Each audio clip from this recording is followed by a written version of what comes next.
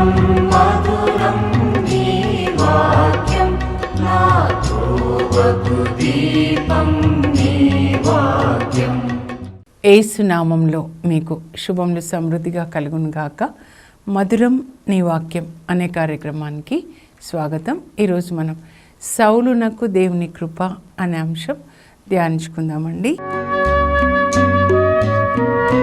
మధురం మధురం నీ వాక్యం, నా త్రోవకు దీపం నీ వాక్యం.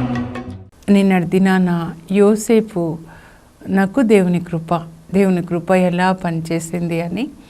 అయితే ఈరోజు సౌలు, ఎవరు సౌలు అంటే ఇజ్రాయేలు దేశపు మొదటి రాజు. దేవుని దేశమైన ఇజ్రాయేలునకు మొదటి రాజు అంటే ఎంత ధన్యత కదండి. ఈ లోకంలో ఎన్ని దేశాలున్నా అన్నీ ఒకవైపు పెడితే ఇజ్రాయెల్ దేశాన్ని ఒకవైపు పెట్టాలి. ఎందుకంటే అది దేవుని యొక్క దేశం అన్నమాట. యేసు ప్రభు పుట్టిన దేశం, అలాగే అపోస్తుల దేశం, బైబిల్ దేశం అన్నమాట. కాబట్టి ఎంత ఘనత. అయితే ఈయన జీవితం ఎలా ప్రారంభమైంది చూస్తే సమూయేలు మొదటి గ్రంథం అండి, 9వ అధ్యాయం నుంచి మనం చూస్తే అక్కడ ఈయన కీషు కుమారుడు, బెన్యామీను గోత్రానికి చెందినవాడు. 12 గోత్రాల్లో ఈ గోత్రానికి ఎక్కువ విలువ లేదు, అల్పమైనదన్నమాట. అలాంటి బెన్యామీన్ గోత్రం నుంచి దేవుడు ఈ సౌలుని ఇజ్రాయెల్ దేశానికి రాజుగా చేస్తాడు.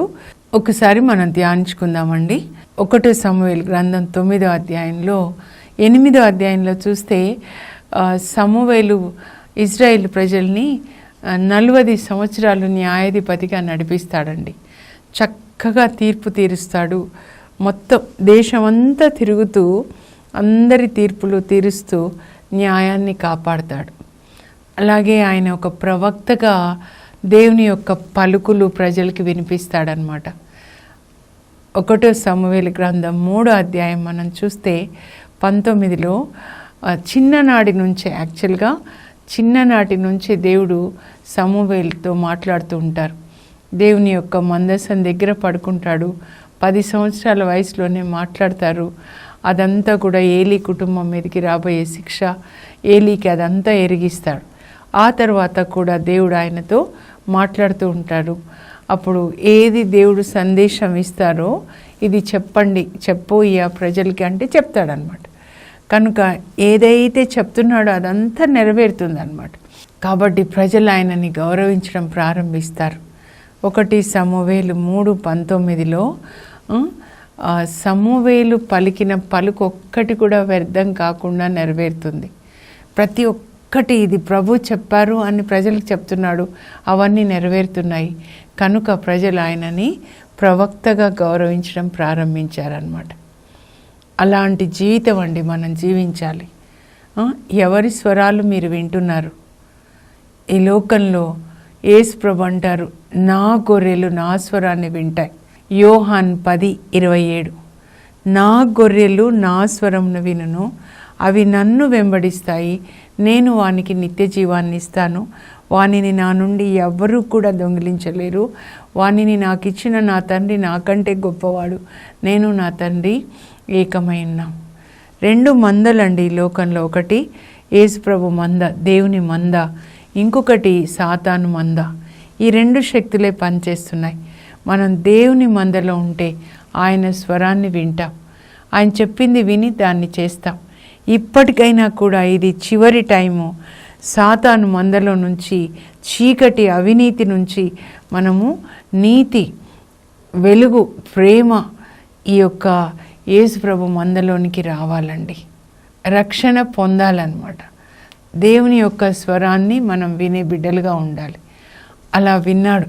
మొదటి ప్రవక్త అండి ఈయన సమూయేలు. ఎంత ధన్యత చూడండి.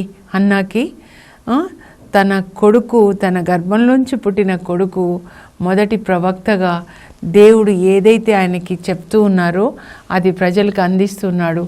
ఒక్క మాట కూడా తప్పిపోలేదంట. ఆ తర్వాత చాలాసార్లు దేవుడు ఆయనకి మరి సాక్షాత్కరిస్తున్నారంటే ఆయన కనబడి మాట్లాడుతున్నాడు అనమాట. దేవుడు మాట్లాడుతూ ఉన్నాడు. ఆయన 3 పనులు చేస్తారండి. యేసు ప్రభుకి ముంగుర్తుగా ఉన్నాడు. నిన్నటి దినాన యోసేపు ఎంత ప్రేమ అంటే ఆయన కూడా యేసు ప్రభుకి ముంగుర్తుగా ఉన్నాడు. Four runner.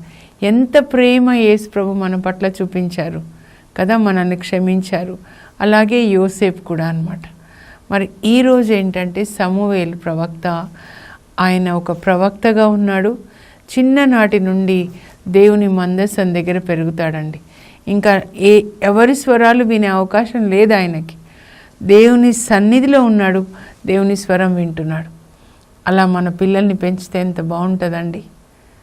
చాలా ప్రొటెక్ట్ చేస్తూ బయట స్వరాలు వినకుండా అన్నమాట.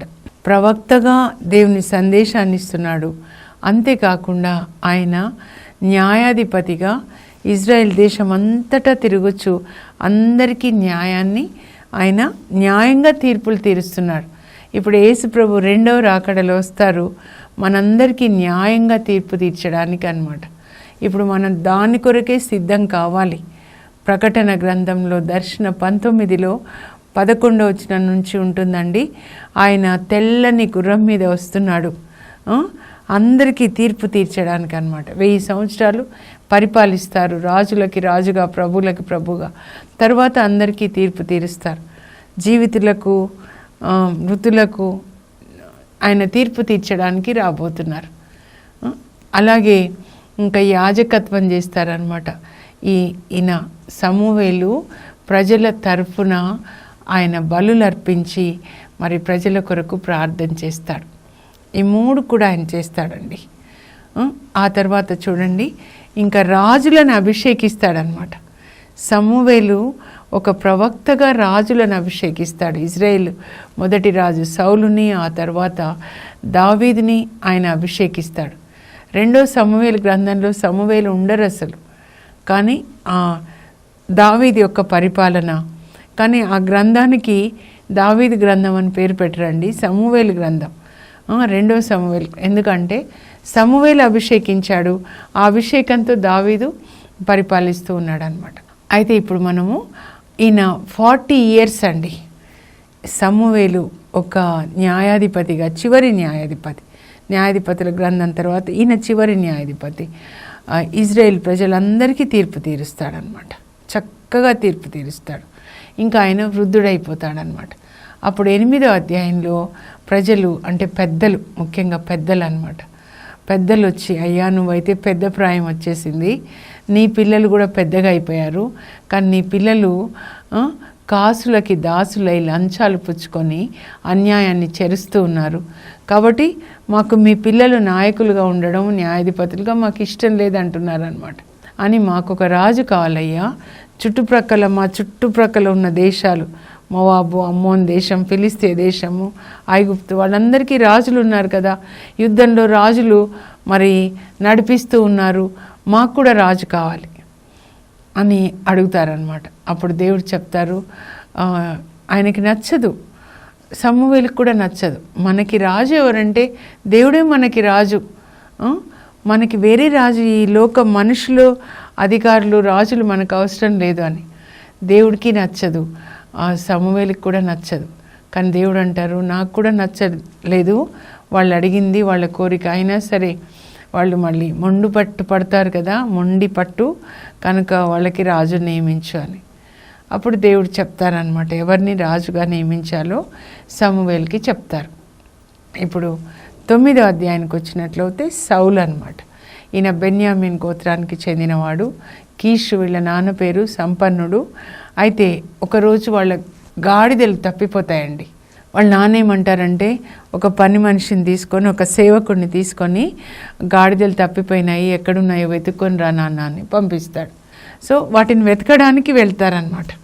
వెళ్ళి ఎంత వెతికినా దొరకవు. ఇంకా సౌలు అంటాడు, ఈ పోనీ ఇంకెళ్ళిపోదాము, గాడిదలేమో కానీ నాన్న మన కొరకు మళ్ళీ బాధపడతాడు, పిల్లోడు ఎక్కడికి పోయినాడో, గాడిదలు వెతకడానికి పోయి పిల్లోడు ఎక్కడ పోయినాడు అనుకుంటారు, మనం వెళ్ళిపోదామంటే ఆ సేవకుడు ఎంత మంచి ఆయన అంటే, కాదయ్యా, ఇక్కడ ఒక ప్లేస్లో సూపుసీమ అనమాట, ఇక్కడ ఒక దీర్ఘదర్శి ఉన్నాడు, అంటే ప్రవక్త, ఆయన దగ్గరికి వెళ్తే చెప్తాడు ఎక్కడున్నాయో మన గాడిదలని. అంటే మన దగ్గర ఏం లేదు కదా, తీసుకొని వచ్చిన రొట్టె అయిపోయింది, ఒట్టి చేతులతో ఎట్లా వెళ్తాము ఆ ప్రవక్త దగ్గరికి అంటే, నా దగ్గర ఒక పావు వెండి నాణెం ఉంది, అది తీసుకొని వెళ్ళి అది ఇద్దాంలే అని. మంచి సేవకుడు చూడండి, ఆయన దగ్గర ఉంది, మనం ఇద్దాంలే అని. ఇంకా అప్పుడు ఇద్దరు కలిసి వెళ్తారనమాట. వెళ్తూ ఉన్నప్పుడు దేవుడు సమూయేలు ప్రవక్తకి చెప్తారు, నిన్న నేను నీతో చెప్పాను కదా, రేపు ఈ పాటికి నీ దగ్గర ఒక వ్యక్తి వస్తారు, ఆయనని ఇజ్రాయెల్ దేశానికి రాజుగా నువ్వు అభిషేకించని చెప్పాను కదా, ఆయననే ఈయన అని చెప్తారనమాట. ఇంకా సమూయేలు ఆయనకి స్పెషల్గా భోజనం అనమాట, స్పెషల్ భోజనాన్ని పెట్టి వాళ్ళు పడుకొని, ఆ తర్వాత మరుసటి రోజు ఇంకా వాళ్ళు వెళ్తూ ఉంటే సౌలుని పనాయనని సాగనంపుతూ ఊరి బయటకు వచ్చి పనాయనకు చెప్తాడనమాట, నువ్వు కొంచెం ముందుకు వెళ్ళిపో అని. సమూయేలు తైలపు కొమ్మ తీసుకొని, తైలపు బుడ్డి అండి, తైలపు బుడ్డి 10వ అధ్యాయం అనమాట, 1వ సమూయేలు గ్రంథంలో 10వ అధ్యాయంలో 1వ వచనం. సమూయేలు తైలపు బుడ్డిని తీసుకొని తైలాన్ని సౌలు మీద పోసి, యావే నిన్ను ఇజ్రాయేల్ ప్రజలకి రాజుగా నియమించాడు, నీవు ఇజ్రాయేల్ ప్రజలకి నాయకుడిగా ఉండి ప్రజలను శత్రువుల బారి నుంచి నువ్వు కాపాడాలి. ఆయన యొక్క బాధ్యత ఏంటో కూడా చెప్పాడనమాట.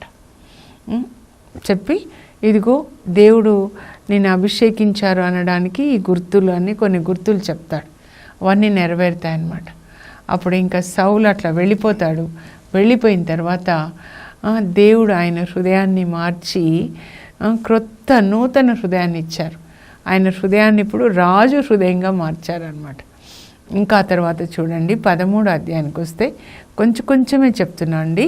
13వ అధ్యాయానికి వచ్చినట్లయితే అక్కడ వాళ్ళకి యుద్ధం జరగబోతుందన్నమాట. ఫిలిస్తీన్లకి ఇజ్రాయేల్ ప్రజలకి ఎప్పుడు వీళ్ళే బద్ధ శత్రువులు అనమాట. సో యుద్ధం జరుగుతున్నప్పుడు జరగబోతూ ఉంటే ప్రజలందరూ వేచి ఉంటారు, గిల్గాల్లో వేచి ఉండండి, నేను వచ్చి దేవునికి బలి అర్పించి మీ పక్షాన నేను ప్రార్థన చేస్తానని చెప్తారు సమూయేలు ప్రవక్త. అయితే ఆ ప్రవక్త వస్తాడని సౌలు ఎదురు చూస్తూ ఉంటాడని. 7 రోజులైనా రాడు. ఈ ప్రజలేమో మెల్లమెల్లగా వచ్చిన వాళ్ళు యుద్ధం చేయడానికి వస్తామని ఒక్కొక్కరు ఫిలిస్తీన్ల బలగాన్ని చూసి భయపడి ఒకరొకరు మెల్లమెల్లగా జారుకుంటుంటారు. అయ్యో ప్రజలందరూ వెళ్ళిపోతున్నారు ఎట్లా అని, నేనే బలి అర్పిస్తానులే, ఈయన రాలేదు వస్తానని సమూయేలు ప్రవక్త అని సౌలే బలిని అర్పిస్తాడండి. సౌలు బలి అర్పించిన తర్వాత సమూయేలు ప్రవక్త వస్తాడు.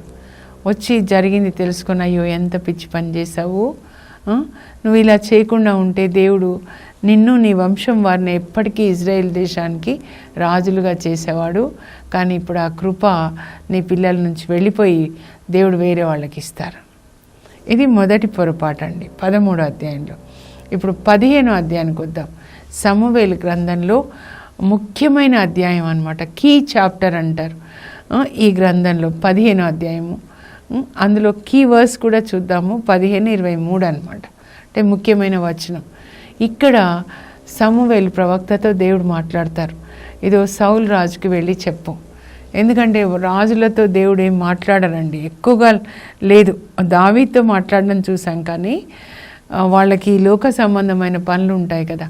సో సమూయేలు ప్రవక్తతో దేవుడు చెప్తారు, సౌలుని అమాలేకీల మీదకి యుద్ధానికి వెళ్ళమని చెప్పు, వాళ్ళు నా ప్రజల్ని ఐగుప్తు మార్గంలో, ఐగుప్తు నుంచి వచ్చేటప్పుడు ఎడారి మార్గంలో అమాలేకీలు నా బిడ్డల్ని చాలా హింసించారు దారి ఇవ్వకుండా, కాబట్టి వాళ్ళని శిక్షించాలని నేను ఆ రోజు అనుకున్నాను.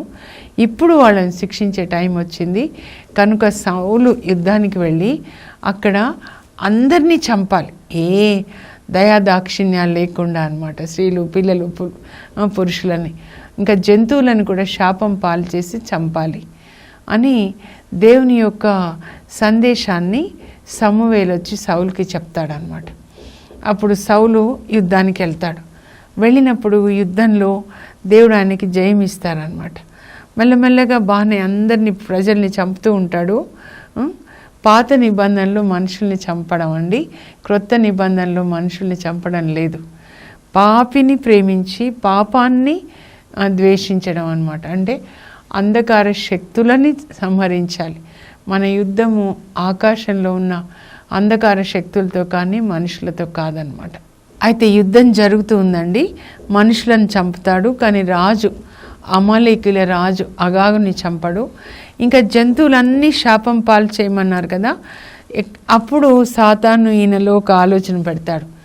అబ్బాయి ఎంత మంచి లావుగా ఉన్నాయి, పోతరించి ఉన్నాయి గొర్రెలు, మేకలు, ఎడ్లు, సన్నటి చంపేసి మంచివన్నీ తీసుకెళ్ళి ప్రజలు ఆయనతో మాట్లాడతారనమాట. ఇంత మంచి పోతరించిన ఆవులని, గొర్రెలు, వీటన్నీ చంపడం ఎందుకు, తీసుకెళ్ళి దేవునికి బలిగా అర్పిద్దాం అని చెప్తే ఆయనకు కూడా చంపాలనిపించదు. ఎంత బాగున్నాయి కదా అని చెప్పి చంపకుండా మంచివన్నీ తీసుకొని వస్తాడనమాట. అక్కడి నుంచి తీసుకొని వస్తే దేవుడు వెంటనే సమూయేలు ప్రవక్తతో మాట్లాడతారనమాట. చూడు, సౌలు నా ఆజ్ఞని ధిక్కరించాడు, నేను ఆయనని రాజుని చేసినందుకు చాలా విచారపడుతున్నాను. నన్ను ఆయన కాదని, నా మాటని లెక్క చేయకుండా ఆయన ఈ గొర్రెలు, ఇవన్నీ ఎద్దులు తీసుకొని వచ్చాడు. నా యొక్క మాటని సౌలు ఎట్లా త్రోసివేశాడో నేను ఆయన రాజరికాన్ని త్రోసివేస్తున్నాను. ఇంకా ఆయన రాజుగా ఉండడు, వెళ్ళి చెప్పు అంటాడనమాట. అప్పుడు సమూయేలు ప్రవక్త చాలా బాధపడతాడు. ఆ రోజు రాత్రిలో మాట్లాడతారనమాట. చాలా బాధపడి దేవుని క్షమించమని అడుగుతాడు. దేవుని సౌలు తరఫున విజ్ఞాపన చేస్తాడండి ఒక ప్రవక్తగా. ఇంకా మరుసటి రోజు సమూయేలు వెళ్తాడు సౌలుని వెతకడానికి. వెళ్ళేసరికి వాళ్ళు చెప్తారు, ఆయన తన గౌరవార్థము ఒక విజయ స్తంభాన్ని పాతి తర్వాత ఆయన వెళ్ళిపోయినాడు, గిల్గాల్కి వెళ్ళిపోయినాడు అని.